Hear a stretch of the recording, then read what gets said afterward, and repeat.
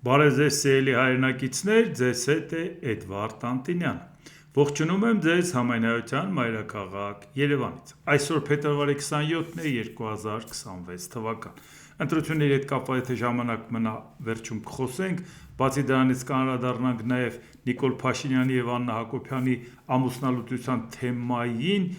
որն է դա նրանց անձնական կյանքը, որ բարեկիրթ մարդիկ որևէ մեկի անձնական կյանքին չեն խառնվում եւ որը պետք է լինի հանրային ուշադրության կենտրոնում, դրան կփորձեմ պատասխանել, եթե հասցնեմ այսօր, եթե չէ, վաղը կանդրադառնանք։ Ուրեմն նախ Իրանի եւ Ուկրաինայի թեման շատ կարևոր է անպայման սկզբում դրան կանդրադառնանք, բայց ուղղակի մի բան երեք չհասցրեցի ասեմ, դա կարճ անդրադառնամ ու անցնենք։ Վարչապետ Նիկոլ Փաշինյանը Լեհաստանում ասել է. մենք մեծ ատոմակայանի կարիք չունենք, մեզ պետք է փոքր միջուկային ատոմակայան եւ որոնում ենք լավագույն առաջարկը, թե ով է կառուցելու՝ ԱՄՆ, Ռուսաստանը, Չինաստանը, թե այլ պետություն։ Այսինքն սա մեկ անգամ եւս ցանկանում եմ ձեր ուշադրությունը հրավիրել, որ այո, փոքր ատոմակայանի հետ կապված այն փաստաթուղթը, որը ստորագրել էր J.D. Vance-ը, երբ որ Հայաստանում էր եւ ներկայացնում էր, որ տեսեք Հայաստանի հետ պայմանավորվել ենք այստեղ եւ Զուռնա-Դհոլով արդեն ողջավորված արդեն J.D. Vance-ի ատոմակայանից գծերը քաշել էին միացրել արդեն տանը գործ էին անում, որ բացատրում ենք ժողովուրդ ջան, այս ինչի վրա եք խաբվելու, ողջավորվել եւ մարդկանց խաբում։ Ինչ ատոմակայան։ Ուր է դա։ Քանի տես փաստաթուղթ կա ստորագրած տարբեր երկրների հետ, որ իրականում չի գործում։ Դեռ այդ մարդիկ մի հատը չունեն կառուցած, տեսնեք ինչ ինքնարժեք ունի, ինչ արտադրողականություն ունի, ինչ որակ ունի, ինչպիսի անվտանգային խնդիրներ կա, այս ինչի վրա եք ողջավորվել։ Հիշում եք ինչ հարցակում էր, ինչ եք ուզում, չենք հասկանում, հազիվ էսկո, հետո հասկացան, որ մարդկանց չկարողացան խաբել, կամաց իշխանությունները խոստովանեցին, որ դա այդքան էլ այդպես չի։ Դա տարբերակներից մեկն է, այսպես եւ այլ եւ այլ։ Հիմա պարզում է, որ մեծ ատոմակայանի կարիք չունենք, որովհետեւ Ռուսաստանի հետ մի 10 տարի երկարաձգվելու է, հետո մի 10 տարի էլ է երկարաձգվելու, իսկ փոքր ատոմակայան իսկ ով ասում, որ մենակ Ամերիկայի հետ ենք բանակցում, Ռուսաստանի հետ, Չինաստանի հետ եւ այլ պետությունների հետ։ Բայց չէինք ասում, լա մի հատ նայեք որինն է որակով, որինն է անվտանգ, որինն է էժան, բայց ինչ էիք ողջավորվել։ Դուք ինչ գիտեիք, այդ 5 միլիարդը շատ է թե քիչ։ Դրան գումարա 4 միլիարդ ծախսը հումքի հետ կապված շատ է թե քիչ։ Բայց այդ ենք ձեզ բացատրում։ Եթե ցանկանում են մարդկանց հիմարի տեղ դնել, ես բացատրում եմ, Ժորժ ջան, որ ցանկանում են հիմարի տեղ դնել։ Եթե որևէ մեկը լսելուց հետո այնուամենայնիվ ցանկանում է, որ ինքը իրան հիմարի տեղ դնի, այդտեղ գիտությունն անզոր է։ Շարունակեք այդ ճանապարհով գնալ։ Բա հիմա պատասխանեք, բա հարցակվել եք, ձեզ ճղում էիք։ Ամերիկայի ատոմակայանը շատ լավ է, Փաշինյանը հազիվ այդ գործը կպցրեց։ Բա ուր է կպցրած ատոմակայանը։ Տարբեր մարդիկ էլ արդեն իրանց կարծիքներն ասում էին, ինձ էլ ասում են, բա գիտեք, ես ինչ վերլուծաբանը սենց է ասում, բա մի որ մեկի հավատանք, հավատացեք իրանց, ժողովուրդ ջան։ Դա ձեր իրավունքն է, բայց ես զոռով ասում եմ ինձ հավատացեք։ Շարունակենք, լավ, հիմա արագ նայենք, ինչ ունենք մինչև այդ բանակցությունները Ուկրաինայի հետ կապված եւ ինչ եղավ այդ բանակցությունների արդյունքում։ ԱՄՆ նախագահ Դոնալդ Թրամփը Ուկրաինայի առաջնորդ Վոլոդիմիր Զելենսկիի հետ հեռախոսազրույցի ընթացքում ասել է նրան, որ ցանկանում է հասնել խաղաղության հաստատմանը որքան հնարավոր է շուտ։ Զելենսկին ասել է, թե հույս ունի, որ պատերազմը կավարտվի այս տարի, ինչին Թրամփը պատասխանել է, որ պատերազմն արդեն չափազանց երկար է տևում եւ ցանկություն է հայտնել, որ այն ավարտվի 1 ամսից։ Ուկրաինացի պաշտոնյան նաեւ պատմել է, որ Թրամփը հաստատել է իր պատրաստակամությունը Ուկրաինային ԱՄՆ-ի կողմից անվտանգության զգալի երաշխիքներ տրամադրելու հարցում Ռուսաստանի հետ պոտենցիալ խաղաղության համաձայնագրի շրջանակներում։ Իդեպ Ամերիկայի Միացյալ Նահանգների երաշխիք նաեւ Վոլոդիմիր Զելենսկին պատկերացնում որ դա անպայման պետք է կոնգրեսով անցնի, որտեղ նախորդ անգամ ասեց, որ այդպես էլ Բուդապեշտի մեմորանդումը 94 թվականի դեկտեմբերի 5-ի տեսանք թե Ուկրաինայի գլուխը ինչ բերեցին, երբ որ երաշխիք տվեցին, որ միջուկային զենք հանձնել Ռուսաստանին, արդյունքում այդ նույն Ռուսաստանը, որը երաշխիք էր տվել, հարձակվեց։ Ամերիկան էլ, որ երաշխավոր էր կանգնել աշխարհի ամենահզոր պետությունը, որ դու տուր մենք տերենք, հետո կանգնեց ոնց որ ասում են, ոնց որ մեր վրա թանկ ես նստում։ Ուկրաինան չի թանկ նստում, Ամերիկայի խոսքն է չափազանց թանկ։ Ամերիկայի խոսքի կշիռն ու արժեքն է չափազանց թանկ, որը չի չափվում օգտակար հանածոներով։ Ուկրաինայի նախագահ Վոլոդիմիր Զելենսկին հայտնել է, որ ԱՄՆ նախագահ Դոնալդ Թրամփի հետ քննարկվել է Վաշինգտոնի եւ Կիևի պատվիրակությունների հանդիպումը, որը նախատեսված է 5-շաբթի օրը Ժնևում, ինչպես նաեւ մարտի սկզբին կայանալիք եռակողմ բանակցությունների նախապատրաստական աշխատանքները։ Մենք իհարկե կանդրադառնանք արդեն 5-շաբթին տեղի ունեցել եւ ինչ են որոշել,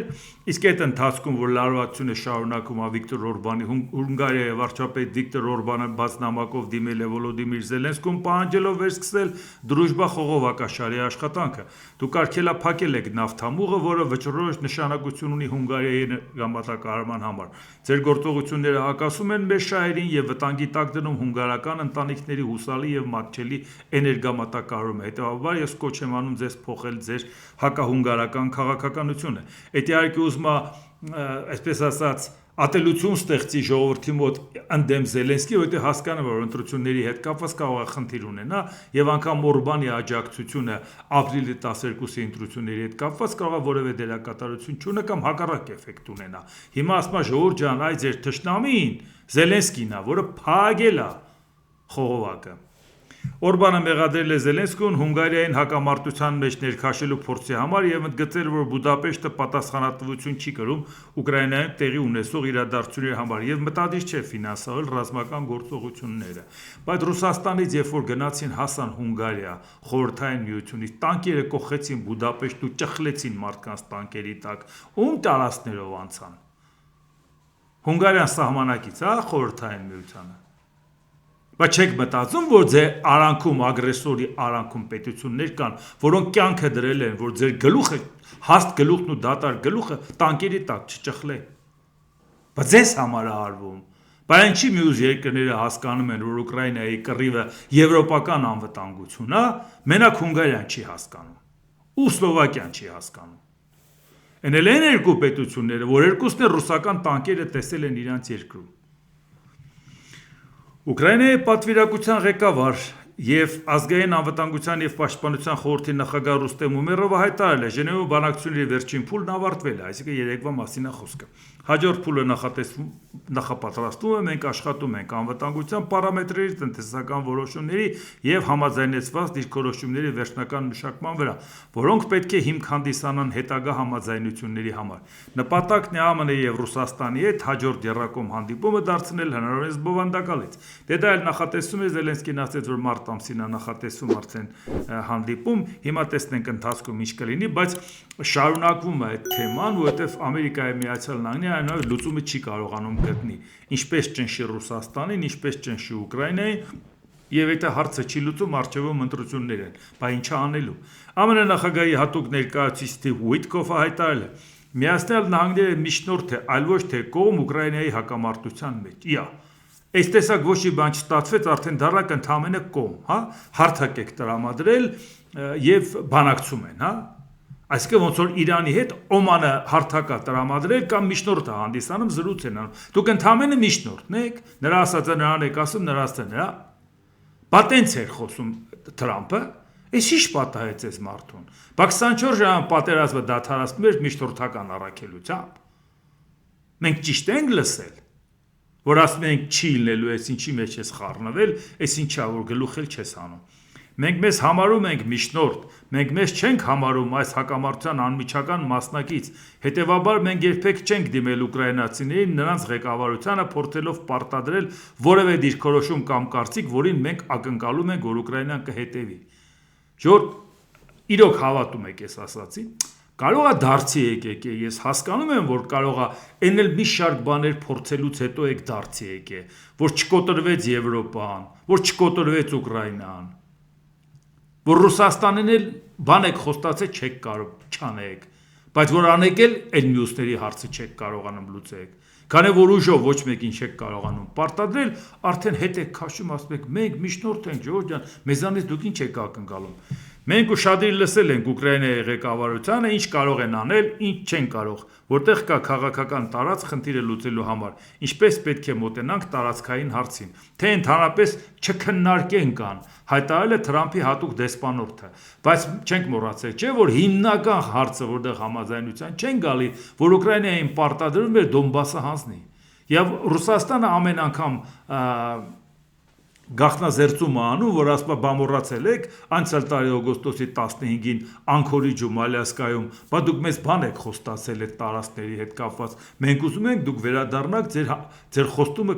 բան անեք, պնդեք ձեր խոստումը եւ կատարեք։ Բա Ռուսաստանն ասում էր Դոնբասը տվեք, պատերազմը դադարեցնենք։ Դուք էլ ասում եք, հա, Ուկրաինա համաձայնվի Դոնբասը տուր, որ Ռուսաստանը չի կարողանամ արդեն 5-րդ տարին գրավի։ Բայց Ստիվ Ուիտքոֆը նաև մի ուրիշ բան է ասում, որ հասկանում են, որ լրիվ արդեն սկսել են տիրապետել իրավիճակը։ Ոչ մի գործարք չի լինի, քանի դեռ Ուկրաինան եւ նրա ժողովուրդը չեն հավատա, որ կարող են ապրել խաղաղության մեջ, եթե դիվանագիտական լուծում գտնվի։ Դա պետք է վերջնական արդյունքը լինի խաղաղության իրողությունը։ Դրա համար անհրաժեշտ են անվտանգության հստակ երաշխիքներ։ ԱՄՆ-ի եւ Եվրոպայի կողմից։ Բա Եվրոպան ասում եք դուք ով եք, որ դուք խառնվեք։ Մենք բանակցությունը Ռուսաստանի հետ կվարենք, բանակցությունը վարելուց հետո թող Եվրոպան զորքերը մտցնի, անվտանգությունը երաշխավորի, Ռուսաստանն էլ ասում էր հենց Եվրոպան զորքերը մտցնի, դա կդառնա լեգիտիմ թիրախ, մենք հարվածելու ենք։ Մենք եվրոպական զորքը չենք հանդուրժելու Ուկրաինայի տարածքում։ Բայց հիմա փաստորեն ստացվեց, որ ԱՄՆ-ն ու Եվրոպան պետք է երաշխավորեն դա։ Եթե դա չեն երաշխավորել, նշանակում է ոչ մի գործարք տեղի ունենալ չի կարող։ Հստակ երաշխիքներ պետք է տրվի Ուկրաինային։ Ահա, կամաց ոնց որ թե գալիս եք իրական վիճակի։ Մի հարց էլ կար, որ ուղղակի երեք ուշադրությունից դուրս մնաց, Կուբայի սահմանապահները կրակ են բացել ԱՄՆ-ից Կուբայի տարածքային ջրեր մտած մոտորանավակի վրա, տեղի ունեցած միջադեպի հետևանքով զոհվել է նավի վրա գտնվող 4 մարդ, վիրավորվել 6-ը։ Այստեղ խնդիրը ինչն էր, որ մարդիկ մտածում են դա կարող է պրովոկացիա լինի, ամերիկացիք ուղարկել են լատինան կուբացիք ինչ են անում, հետո կուբացիք էլ խփեին, դա հիմք հանդիսանար, որ իրանք անցնեին կոնկրետ գործողությունների, բայց Ամերիկայից ասեցին, որ մենք պետք է քննենք, լամա տեսնենք ինչ է տեղի ունեցել, այդ ոնց է հայտնվել այդտեղ եւ այլ, այսինքն ամեն դեպքում իրանք չփորձեցին սրել, նշանակում է իրանք պատրաստ չեն այսօր Կուբայի դեմ քայլի գնալ, երբ որ Ուկրաինայում խրվել են չեն կարող լուծումը գտնեն, երբ որ Իրանում չեն կարողանում լուծումը գտնեն։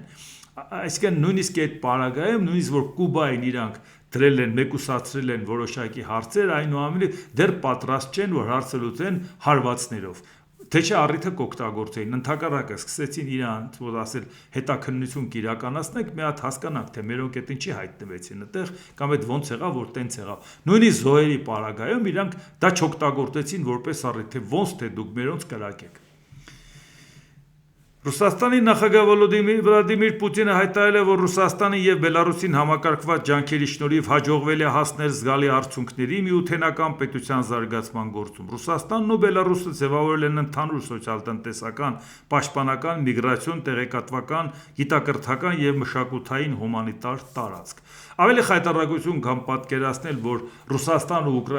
Բելարուսը կարող են միանալ ընդհանուր պետություն ստեղծել, մեղմ ժպիտ է առաջացնում, որտեղ Ռուսաստանը պարզապես կուլ կտա Բելարուսը։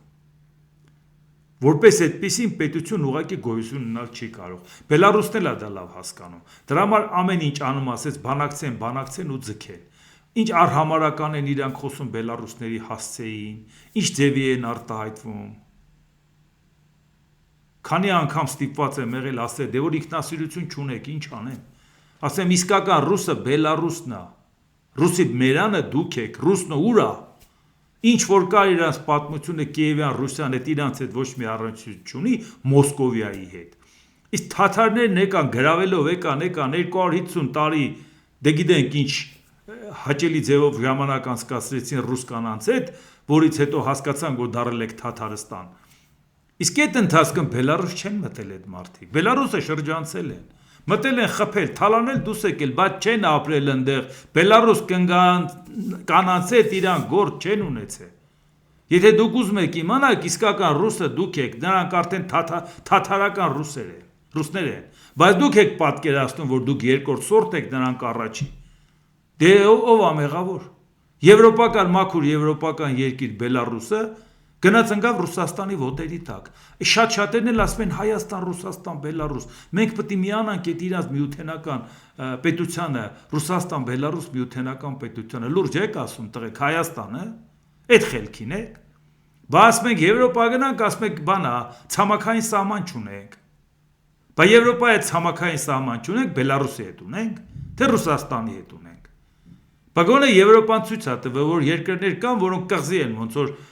Կիպրոսը, որը որ անգամ աշխարհագրոր են Ասիայա, բայց Եվրամիության անդամ է։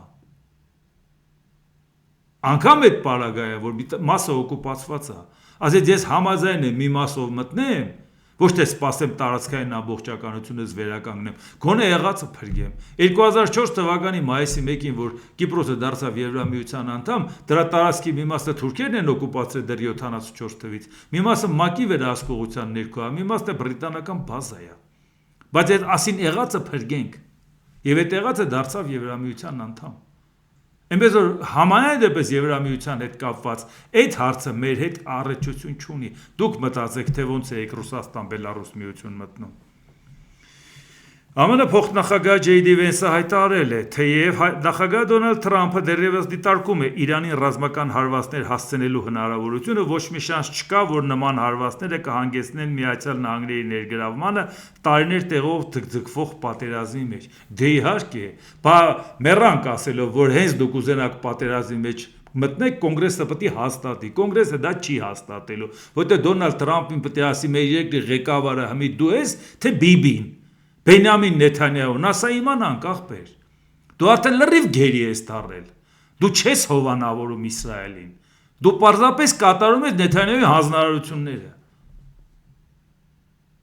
Բա որ կոնգրեսը չհամաձայնվեր։ Պատերազմը առանց կոնգրեսի չես կարա։ Հատուկ ռազմական գործողությունը ինչ որ անհրաժեշտություն կգտնես ձևակերպելու անելու։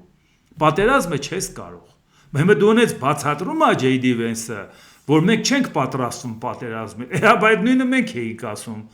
Այս հո չենք ասում, որ Ջեյ Դի Վենսն ասեց, ուրեմն ճիշտը սա է։ Ջեյ Դի Վենսի ասածը ասում ենք, որ ասենք բայս էինք բացատրում, որ դուք այդ շանսը չունեք, դեմը ընտրություններ է նոյեմբերի 3-ի։ Ու դες ոչ մեկը չի թողի պատերազմի մեջ ներքաշվեք, որտեղ պատերազմի մեջ ներքաշվեք հակահարված ստանաք, պետք է ասեն ձեր արածն ինչ էր։ Իրանի կառավարության տեղեկատվական խորհրդի ղեկավար Էլիաս Հազրաթին հայտնել է. Իրանը չի արտահանի միջուկային նյութերը եւ չի հրաժարվի ուրանի հարստացումից, այն կշարունակվի երկրի կարիքներին համապատասխան։ Միևնույն ժամանակ Իրանի կողմից ուրանի հարստացման մակարդակի նվազեցման հարցը դեռևս ԱՄՆ-ի հետ բանակցությունների սեղանին է, բայց ամենադեպքում չեն պատրաստվում հարստացված ուրանը հանեն։ Բանակցություններն ընթանում են լուրջ մթնոլորտում եւ թեւակողում են տեխնիկական մասների քննարկման փուլ։ Ուրանի հարստացումը կշարունակվի երկրի կարիքներին համապատասխան, Իրանից ոչինչ չի արտահանվելու, այսինքն բավական կատեգորիկ կերպով այս բանակցային փուլում։ Իսկ հիմա նայենք բանակցային փուլի հետ կապված Իրանի հետ կապված ինչա, որտեղ մենք շատ լավ գիտենք, թե ինչ նուրբ հարց է մեզ համար Իրանը։ Ռազմավարական գործընկերություն ենք պատրաստում հաստատել, Ամերիկայի Միացյալ Նահանգներ Իրան հարցի լուծման արդյունքում կարող է մենք վտանգի տակ դնենք Թրիմփը, էլ չեմ ասում, որ Թրամփի հետ կապված բաներ պայմանավորվելը, դա սովորական ոնց որ սարսի վրա բան գրես։ Այդ մարդը այսօր կա, եկուց չկա, այսօր էլ կա, եկուց կարող է խոսքը փոխի, մինչև չլնելն էլ։ Բթան որ կա քանի անգամ նույն բանը երկրորդ օրը պահպանել։ Իրանի արտգործնախարար Աբբաս Արաղչին հայտնել է. մենք հստակորեն ուրվագծել ենք մեր ակնկալիքները պատժամիջոցների վերացման վերաբերյալ, միջուկային ծրագրի եւ պատժամիջոցների վերացման հարցում լավ առաջընթաց է գրանցվել, որոշ հարցերի շուրջ համաձայնություն է ձեռք բերվել, մինչդեռ մյուսների վերաբերյալ անհամաձայնություններ կան։ Իսկ Դոնալդ Թրամփն ասում էր, եթե վերջնական համաձայնության չգան, խփելու ենք։ Իսկ Արաղչին ասում անհամաձայնություններ կան, իսկ անհամաձայնությունները շատ սկզբունքային հարցերի հետ կապված է։ Այսինքն նշանակում է հարցը լուծված չի։ Հիմա Թրամփը պետք է որոշի խփում է պատասխան ստանում, թե չի խփում։ Որովհետև պատերազմի մեջ չի կարող ներքաշվի, արդեն Ջեյ Դի Վենսը խոստովանեց այն, ինչ որ մենք գիտեինք։ Եվ նաև նայենք, որ Wall Street Journal-ը ինչ է ասում։ Ժնևում ԱՄՆ-Իրան բանակցություններն ավարտվել են առանց համաձայնագրի, երկու կողմերը շարունակում են տարաձայնություններ ունենալ հիմնական հարցերի շուրջ։ Բանակցությունների ընթացքում Թրամփի դեսպաններ Սթիվ Ուիթքոֆը եւ Զարեհ Քուշները հայտարարել են, որ Իրանը պետք է ոչնչացնի իր երեք հիմնական միջուկային օբյեկտները՝ Ֆորդոն, Նաթանզը եւ Սպահանը։ Ավելին Թեհրանը պետք է ԱՄՆ-ին հանձնի մնացած հարստացած ուրանը։ Իդեպ այնպես չի, որ դրանից հետո չասեցին, որ այնուամենայնիվ դրական սպասելիքներ կա, բանակցությունների ընթացքում ոնց որ իրավիճակ փոխվեց։ Այսինքն Իրանը չզիջեց, բայց Ամերիկան ոնց որ որոշեց, որ ինչ-որ հարցում կարող են կոմպրոմիսի գնալ։ Դեռ ամեն դեպքում վերջնական չի, որովհետև խնդրը լուծված չի։ Խնդրը լուծված կլինի, եթե Իրանը վերացնի հրթիռներ չարտադրի, միջուկային զենք ասում չեմ ստեղծում, բայց ուրանը հարստացրեց, դա շատ մոտ կարող է լինի զենք ստեղծելուն,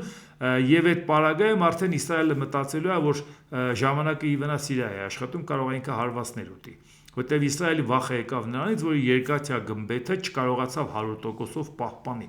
այդ հարվածներից պաշտպանի, որովհետև իրանք կարծում են, որ այո, բավական լուրջ համակարգ ունեն, բայց այդ ինտենսիվությամբ, որով Իրանը արձակում էր հրթիռներ, այդ ինտենսիվության պարագայում արդեն համակարգը չաշխատեց։ Իսկ ցանկացած հարվածը շատ մեծ ծանր հարված է Իսրայելի պարագայում, որովհետև փոքր պետություն է մեծ բնակչությամբ։ Հիմա նաև Պակիստանը եւ Աֆղանստանն են քաշվում խնդիրների մեջ, այնպես չի որ պատերազմը երկար շարունակվելու տենդենս ունի, բայց այնուամենայնիվ դա խնդիր է, որը մենք տեսնում ենք, որ աշխարհի տարբեր տեղերում ծագում են, եւ այս պարագայում, երբ որ նորից հիշենք Նիկոլ Փաշինյանը, որ ասում էր, եթե իրար հետ առևտուր անեն, չեն պատերազմելու, ոնց որ տեսնում ենք, որևէ մեկը առևտրի չի նայում։ Ոնց որ բանն էլ Դոնալդ Թրամփն էլ ասում էր, եթե հանկարծ պատերազմել եք, մաքսատուր կկիրառեմ, այս կանեմ, այն կանեմ, թե ով է Ամերիկայի Միացյալ Նահանգները մաքսատուրքով վախացնում որևէ երկրին, էլի, Աֆղանստանին ու Պակիստանին, այ մարդ, չգիտեմ, էլի,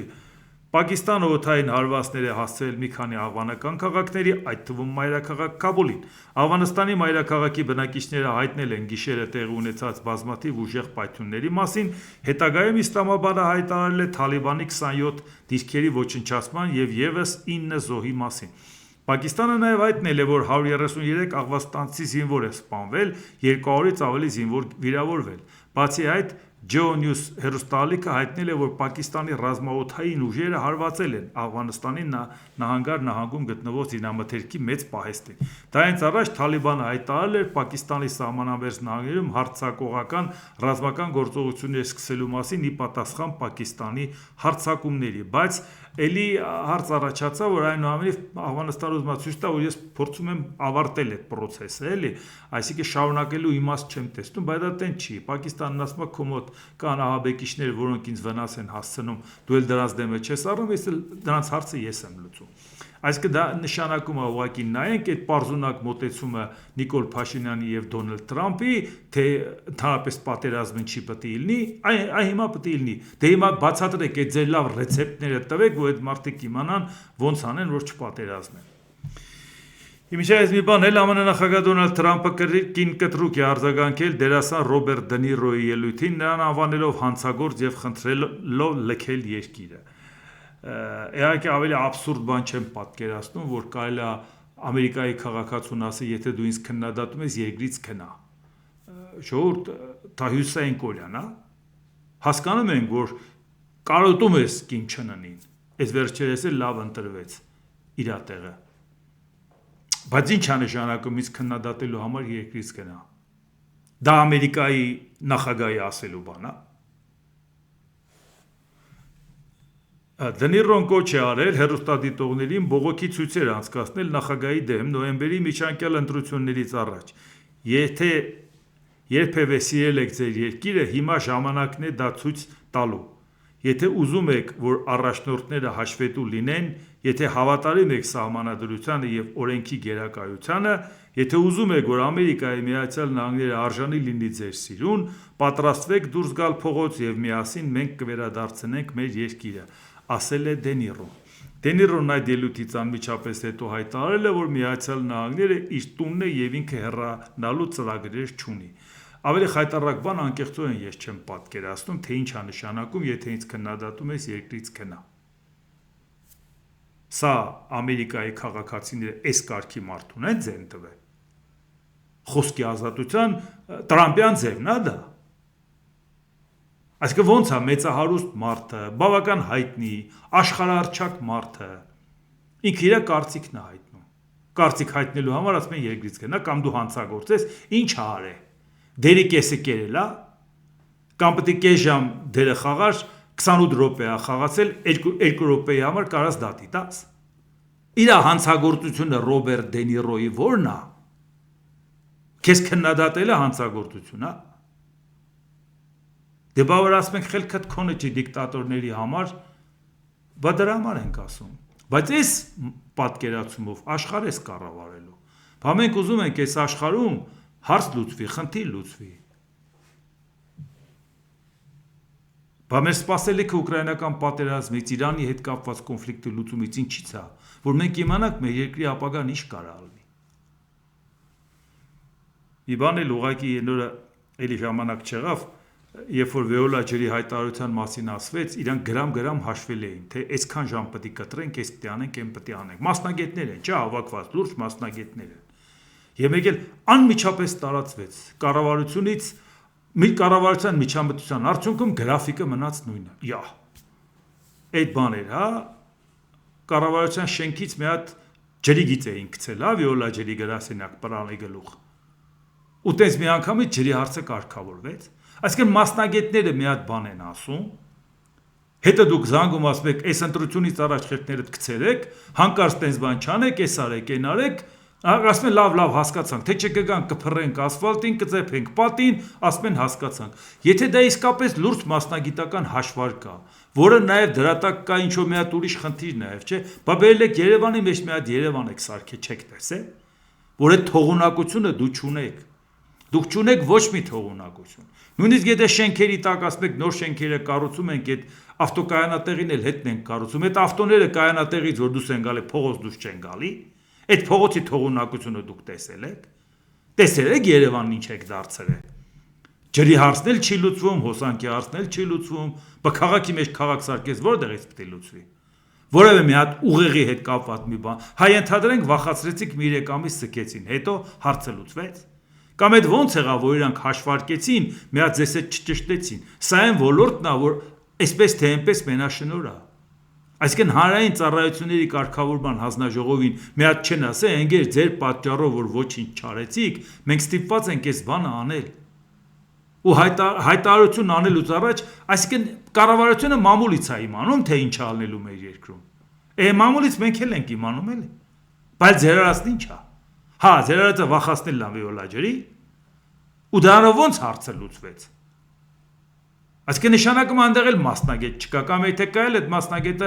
ասի չասի, որ վախացրեցին պետք է տենց վարվի։ Մի հարց ուղղակի որ տարածվեց, որ Աննա Հակոբյանը հայտարարել էր, որ ամուսնալուծվել են Նիկոլ Փաշինյանի հետ, շատ-շատերը ստեցին ասել դա իրանց անձնական գործն է եւ այլ, որևէ մեկը չեմ կարծում, որ որևէ մեկին հետաքրքիր է որևէ մեկի անձնական կյանքի մեջ մտնել, կամ որևէ մեկի ինտիմ կյանք քննարկել կամ ընտանեկան կյանք քննարկել, բայց խնդիրը ամենևին դրա մասին չի։ Կա հարցեր, որ հասարակությանը չի կարող չհետաքրքրել, որտեվ ինքը ասուեց եւ Նիկոլ Փաշինյանն էլ դες բարեկրթորեն պատասխանեց, որ այո, դե հիմա տենց է 30 տարի ապրել ենք եւ այլ, ներողություն ա խնդրում ես կողմ եք։ Այսինքն ուզեց հավաստի, որ բարեկամաբար են բաժանվում, էլի, այսինքն իրար մազեր չեն պոկելու։ Հասկացանք, դե եթե այդ ամեն ինչը բարեկրթորեն բարեկամաբար բաժանվում եք, ցանկացած մարդ, ով գոնե դպրոցում թվաբի դասերը գնացել է, մի հատ մտածում է, էլի լոգիկա, մի քիչ ունի, չէ՞ մտածում, ասում է, լավ, եթե դուք իսկապես բարեկամաբար բաժանվում եք իրարից 30 տարի ապրելուց հետո, 3 ամիսն ինչ էր որ չսպասեիք։ Ընտրությունը վերջանար, նոր բաժանվեիք։ Եթե ընտրությունը չես սպասում, որ բաժանվի, միանգամից 2 հարց է առաջանում։ Ինչու չես սպասում, որ բանը անցնի ընտրությունը։ Եթե իսկապես բարեկամ եք, դու գիտես չէ՞ որ դա հարվածը հասցնելու բան չի ես անում։ Ուրեմն առաջին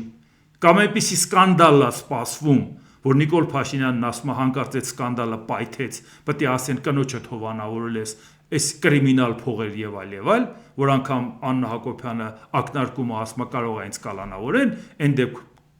երբ որ իրավապահ մարմնից ասում են, որ իր վրա գործ չկա որ կալանավորենք, կամ Աննա Հակոբյանը գիտի թե ինչ է տեղի ունենալու ընտրություններից հետո, Նիկոլ Փաշինյանը ինչա զիջելու, իսկ ինքը ամենաինֆորմացված մարդկանցից մեկն է եւ չի ուզում դրա մեջ թաթախվի։ Ինչ եղել է թաթախվել է, այս նորի մեջ չի ուզում մտնի, որովհետեւ հնի թաթախվածի տակից դեռ դուրս չի եկել։ Բայց երկու դեպքել Հայաստանի հասարակությանը չի հետաքրքրում։ Որտեղ եթե ինքը չեր ուզում երեսը տենար, Չինաստանում էր էլի։ Մի հատ էլ կասեր Ժորժ ջան, ուսումս կիսատ մնացել, մի հատ էլ մի 3 ամիս էլ մտնեմ Հնդկաստանում, կրթվեմ ու կգամ։ Հետո էլ ասել Ժորժ ջան, դեմը ընտրություններ էր, չի ուզում ասեմ, մենք արդեն որոշել ենք առանձին ապրենք, բայց սպասեցի ընտրությունը ավարտվի։ Ինչի չես սպասում, որ ընտրությունը ավարտվի, որովհետև չես ուզում ընտրության բեռը վրեդ վերցնես, թե ընտրությունից առաջ կարողանաց սկանդալը լինի, որ հիմա խնդիր առաջանա։ Բայց դա ոչ մեկին չհետաքրքրեց։ Չհետաքրքրեց որևէ մեկին, որ ասում ես թիկնապահել չեմ ունենա այս կողմ են կողմ։ Մարդիկ մտածում են, բայց այդքան ինֆորմացիան որ դու ունես։ Տեղից էլ որոշ ժամանակ դուսներ, մի ժամում չորոշեցիք բաժանվել։ Բա դրսերում էիր, բա դրսերում ավելի հեշտ է մարդու վրա ազդելու։ Այդ ինչ ինֆորմացիա քեզ ասեցին, որ դու հասկացար, որ ավելի լավ է ընտրությունից առաջ խաղից դուրս գաս։ Եվ օրինակներ բերեմ, ընտրությունից առաջ ոչ մեկը տենց բան չի անում։ Ուգո Չավեսը մեռել էր, չէին ասում։ Մինչև Նիկոլաս Մադուրոն Վենեսուելայի, այս որ հիմա Ամերիկան նստած է, իշխանությունը իր ձեռը չվերցրեց, չասեցին, որ Ուգո Չավեսը վաղուց մեռել է։ Չէինք ասում, որ ձեր տրամադրությունը չընկնի։ Ինչա, մարդիկ չգիտեն, որ Հեյդար Ալիևը մեռել էր, կողել էին սառնարան, մինչև տղեն իշխանությունը չվերցրեց, չասին, որ հերը մեռել է։ Ինչի որ դա թաքուն էին պահե չիմացանք։ Հետո ընտրություններից առաջ տենց բան անում։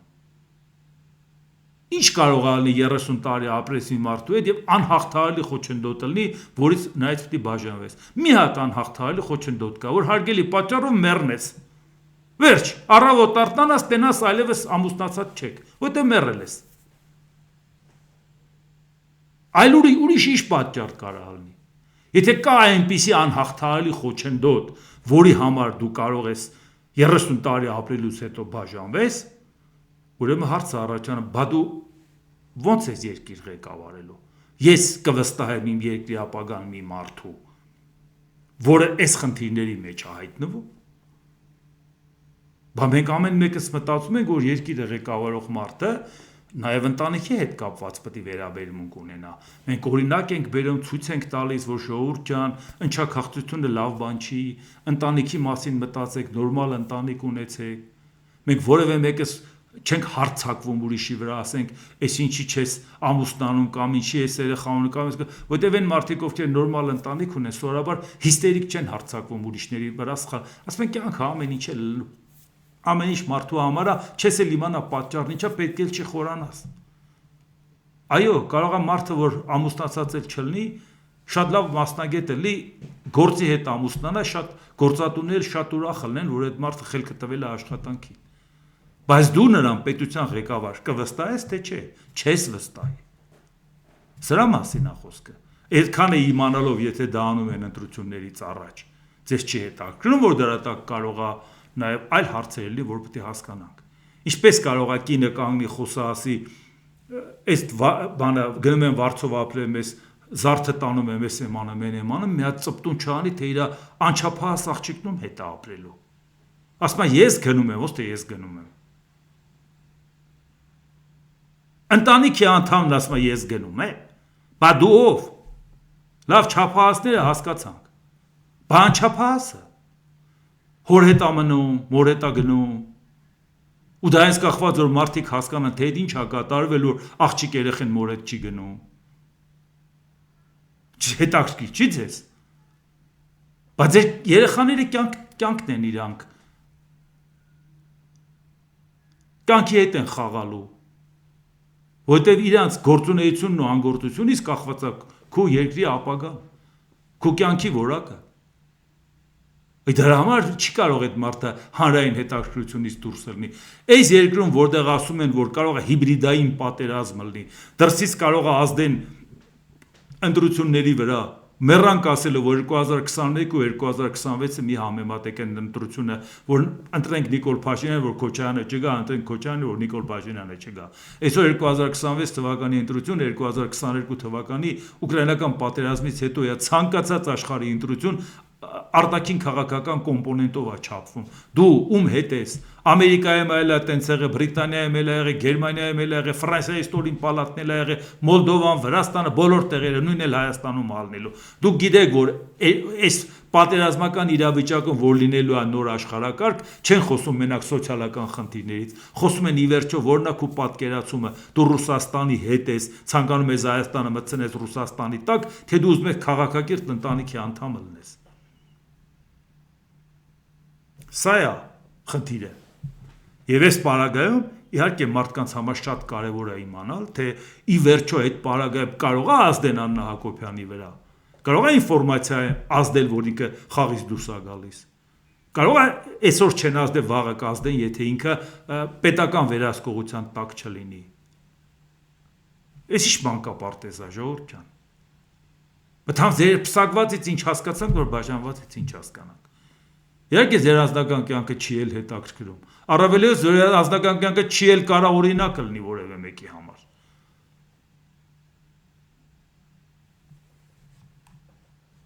Եվ պետք է անպայման որոշակի պարզաբանումներ անպայման լնել։ Եվ շատ մարդիկ, որ հարցակվել են, ասում են՝ մի խոսացեք, դա ձեզ չի վերաբերվում, դա իրանց կյանքն է, ի՞նչն է իրանց կյանքը։ Ձեզ հետաքրքիր չի, թե ինչի պատճառով կարող է ընտրությունից 3 ամիս առաջ մարդը ասի ես գնացի։ Ու դրանից առաջ բավական ժամանակ երկրից դուրս լինի, որի վրա կարող էին որևէ ձևով ազդեին եւ վերահսկողությունից դուրս լինել, ժողովուրդ ջան։ Այդ աշճանի թքած ունեք ձեր ապագայի վրա, ձեր երեխաների ապագայի վրա, ում եք վստահել այս երկիրը։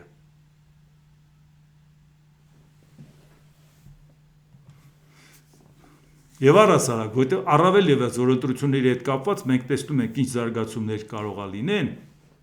դրա համար